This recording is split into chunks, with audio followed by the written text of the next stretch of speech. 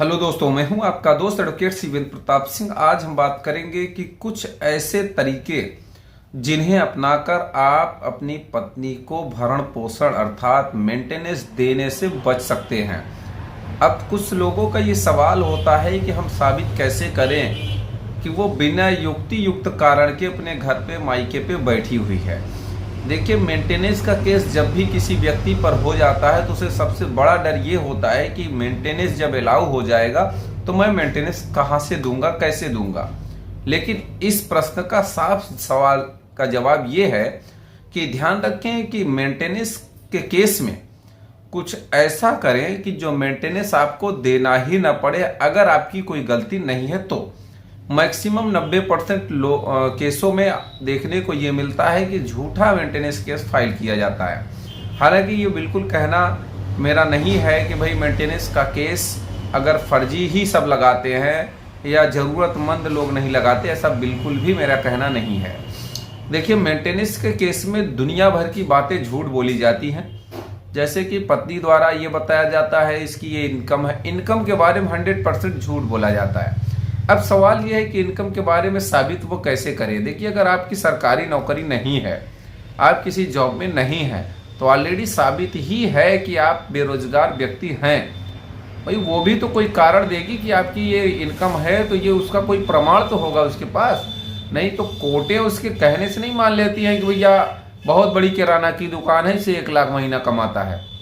आंख बंद करके कोर्ट नहीं मान लेगी कि बहुत बड़ी किराना की दुकान है तो जो है इसको इतना मेंटेनेंस दिया ही जाए।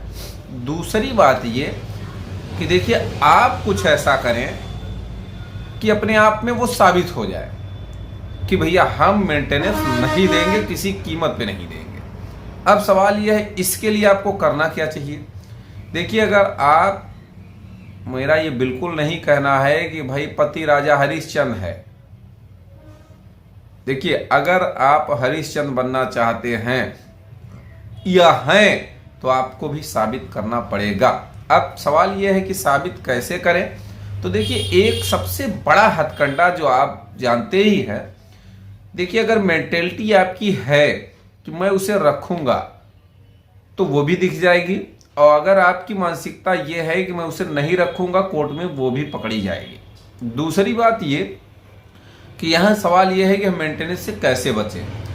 तो देखिए, जब भी पत्नी ने मेंटेनेंस केस किया, आपने उसने 125 दाखिल किया, आप सेक्शन 9 दाखिल कर दो। कुछ लोग कहते बाद में दाखिल करने से उसका प्रभाव कम तो नहीं होता। बिल्कुल नहीं, जब मन में आए तब डाल दो। पहले डाले हो तो बहुत अच्छी बात है।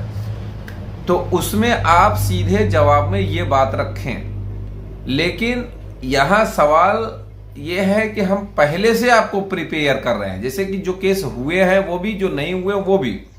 ध्यान रखें कि अगर आपको लगता है कि ये केस आगे बढ़ेगा या हमारी पत्नी भी मेंटेनेंस का केस कर सकती है या विवाद स्टार्ट हो गया है, तो ऐसी स्थिति में जब भी पत्नी से विवाद हो, ध्यान रखें कभी कभी आप किसी कारण से वो जाके मायके बैठी है तो आप ले आने की बात कर दें, मैसेज कर दें, कभी फोन कर दें, कभी 100-200 जो भी आपकी क्षमता है, 1000-500, अभी बहुत बड़ा आदमी है तो 1000 रुपये भी डाल देगा, कोई बहुत बड़ी बात नहीं, उसके खाते में डाल दें। फोन पे, गूगल पे, आजकल तो जानते ही हैं दुनिया के सिस्टम चल रहे हैं ऑनलाइन वाले। तो ऐसा काम जरूर करें। दूसरी बात, कभी कभी प्यार से बातें भी कर ले, हो सकता है बात बन भी जाए। ऐसा नहीं कि मैं सबूत इकट्ठा करने की बात कर रहा हूँ, कभी कभी इस तरह से बात बन भी जाती है। अगर फिर भी बात नहीं बन रही तो आप सेक्शन 9 का भी केस कर दें।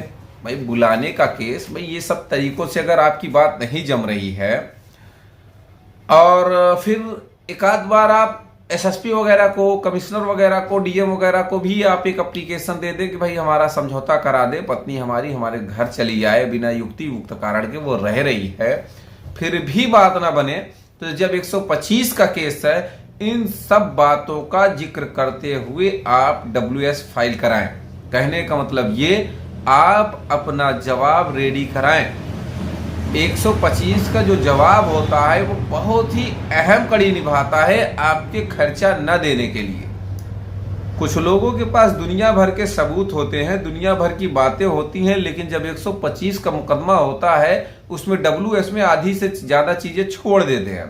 दूसरी बात, कुछ ऐसे दमदार जजमेंट्स भी हैं जो 125 के केस में आपको मेंटेनेंस देने से बचा सकते हैं। जैसे 125 सब क्लास 4 में साफ प्रावधानित है कि अगर पत्नी बिना किसी युक्त कारण के मायके बैठी है, वो जबरदस्ती अपने घर रह रही है, मायके में रह रही है, नहीं आ रही है, तो ऐसी स्थिति में वो मेंटेनेंस की हकदार नहीं है। अब सवाल यह है कि 125 का जो WS है, रिटर्न स्टेटमेंट है, आप कितना अच्छे से, कितना मजबूत पक्ष, कितना उसकी बातों को काटते हुए विथ एफिडेविट, विथ कोई एविडेंस आप प्रस्तुत कर सकते हैं।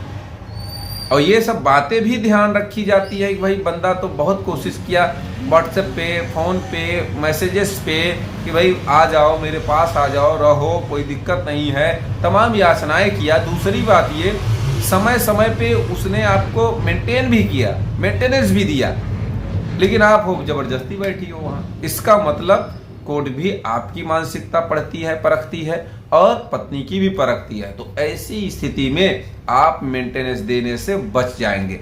अगर कोई और सवाल है, कोई और क्वेरी है, तो स्क्रीन पर चल रहे नंबर पे भी आप जानकारी ले सकते हैं।